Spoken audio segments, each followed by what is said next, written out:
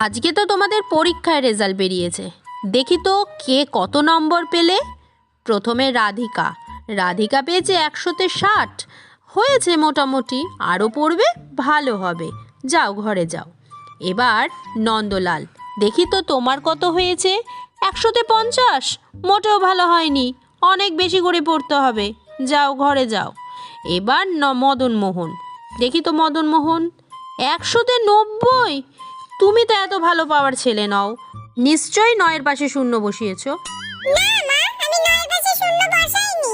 তুমি এভাবে মানবে না, চলো তোমাকে একটা ঘরে আটকে রাখি।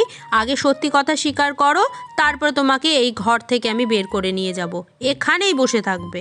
এত কিছুতেই বিশ্বাস করলো না। আমি শূন্যটা 9-এর পাশে বসাইনি।